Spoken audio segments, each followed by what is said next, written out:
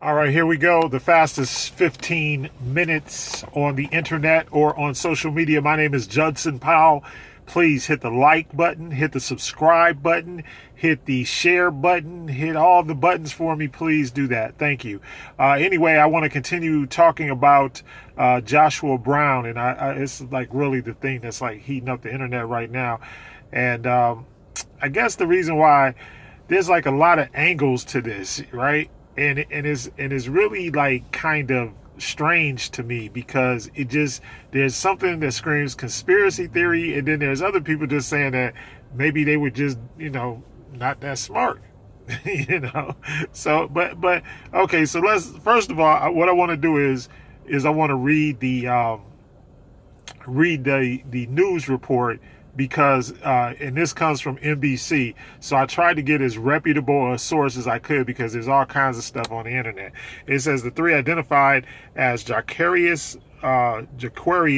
Mitchell, 20, Michael Mitchell, 32, and Thaddeus Green, 22. Okay, so those were the alleged murderers. Traveled from Alexandria, Louisiana, to purchase drugs from Brown in the parking lot of a Dallas apartment complex, according to authorities. All right, so now the first red flag that goes up for me is marijuana. You guys, marijuana is legal in a lot of states. All right, you can actually buy marijuana for recreational purposes. You can buy marijuana at dispensaries if you have cards and all this kind of stuff. So marijuana is not like a drug that you gotta do a lot to get. Okay, so you can get marijuana. So why are you going to travel from Alexandria, Louisiana to Dallas, Texas? All right, seems a little bit far-fetched to me. Anyway, okay, so that's my first red flag. Okay, and it says and so Jaquarius Mitchell was in custody at the hospital, and the other two suspects were being sought. Dallas Assistant Police Chief Avery Moore said at the news conference that the two fugitives are believed to be armed and dangerous. Okay, well, that's just that's just so that they can shoot them on sight. You won't never find out anything else about them, basically. All right, he said when the suspects arrived in the parking lot, Green got out of the vehicle to talk to Brown. The conversation escalated into a physical altercation, at which point Jaquarius Mitchell got out of the vehicle. Moore said Jaquarius Mitchell told the police he got out of the car and he ordered him to get back in the car. Brown ordered him. So now we have Brown. He has told the guy to get back into the car, and then he shot him in the chest. So they're trying to say that Brown initiated it, but of course he can't confirm or deny that because he's dead. So there's no way for anybody. And of course, if you're getting caught and you're in custody, you're going to say that the other guy shot you first. Why? Because he's going to get off, right? He says, and then Mitchell fell back into the car and said he heard two gunshots. Moore said Green took Brown's backpack and the gun used to shoot Jaquarius Mitchell, and the three suspects fled the scene. Okay, the suspects dropped Jaquarius Mitchell off at a hospital, and the assistant police chief said, adding that the warrants will be executed for the two other suspects. And it says Michael Mitchell is the suspected getaway driver. Police confiscated 12 pounds of marijuana, 149 grams of THC cartridges, and $4,157 in cash from Brown's apartment. And he said, and then the police chief asked that everybody not comment on this on social media. Okay, so now let's get this straight. So he said the police confiscated 12 pounds of marijuana, 149 grams of THC cartridges. Those are the ones that fit inside inside of those vape things or whatever, and $4,157 in cash from Brown's apartment. All right, so now just to break this down. All right, the first thing, the first problem that I have is that, number one, why wasn't this guy Brown? Why wasn't Joshua Brown vetted? If he was a drug dealer, So you mean to tell me that he's a star witness in a police uh, involved shooting, but yet and still they didn't know that he was a drug dealer?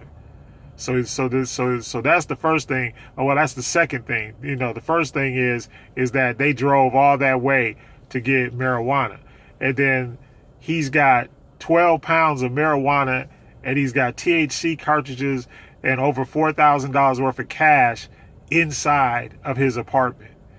Okay, and no matter what level of drug dealer he was, whether he was a high level, low level, mid level, whatever, this is information that should have been out a long time ago because of the process in the trial. The other thing is, if I'm a drug dealer, and I've seen this on people's posts on the internet, if I'm a drug dealer, I'm not going to testify, especially in no high profile, case with a lot of publicity. Why would I go there, and why would I testify or, snitch, Tekashi 6ix9ine, he Tekashi them. And it's like, why? Why would you do that if you're a drug dealer at any level? People are talking about, well, high level, low level, he's just a low level, he's a high level. It don't matter what level you're at. If you're doing illegal activities, if you're making money from performing illegal activities, why in the world would you testify? Okay, so let's get, and then why would you meet these guys in the parking lot? And if you are Joshua Brown, why would you open fire on the guys, even if you got into an argument? Why didn't you just walk away? See, that's what I'm trying to say. So now that's why it kind of speaks of this whole conspiracy thing. The conspiracy thing is probably more probable than not. Why?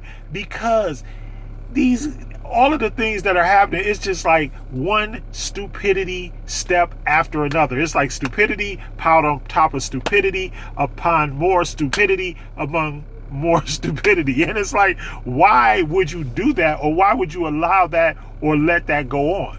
Okay, especially if you're Brown, why would you be a dope dealer? And why, and so now let's go through the conspiracy. Well, the conspiracy, of course, is what? It was a police-involved shooting, okay? And then there's an appeal coming up. So now we know that because he's going to have to testify again, right? So now that he's going to have to testify again, his testimony is very, very crucial to any type of appeal, all right? So, but the other problem is, are the police like putting hits out on people?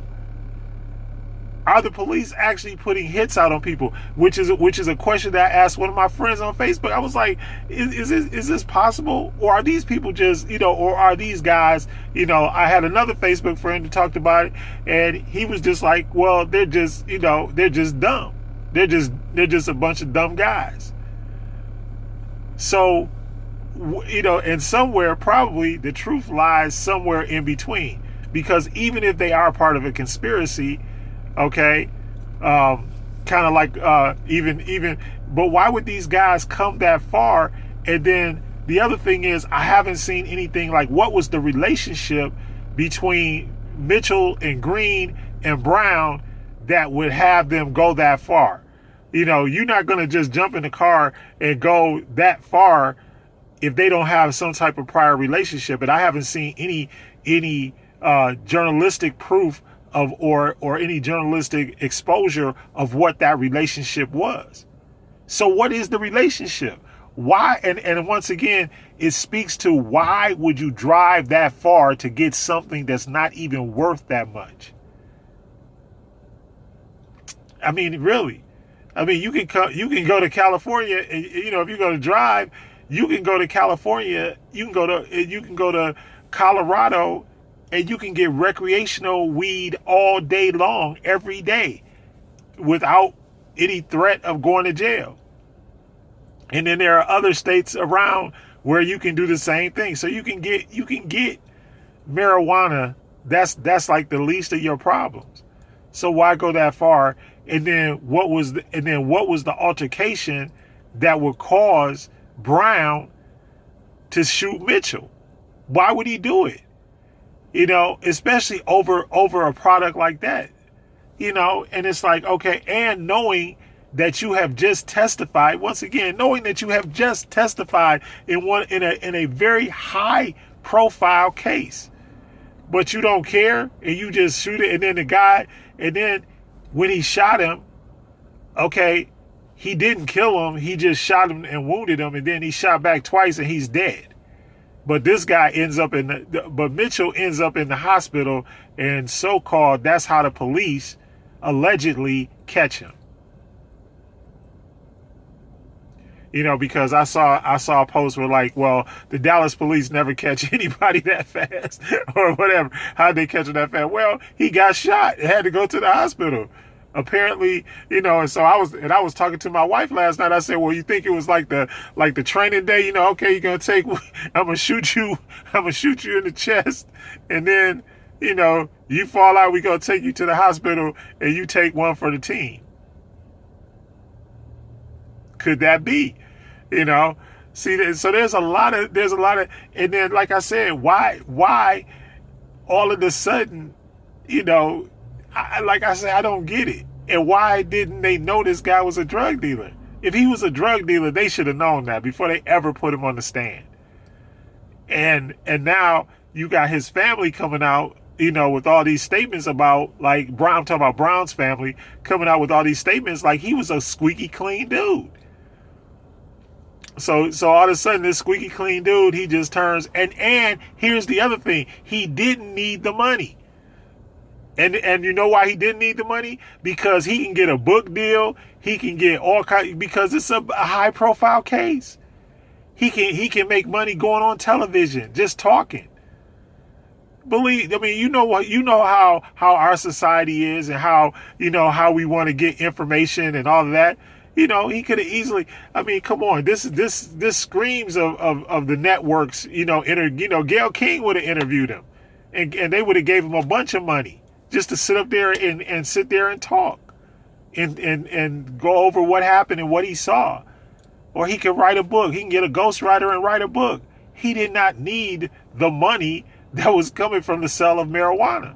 It's ridiculous. So that also makes you tend to lean towards the government conspiracy. The fact that, okay, why would you do that when you have opportunity to make money?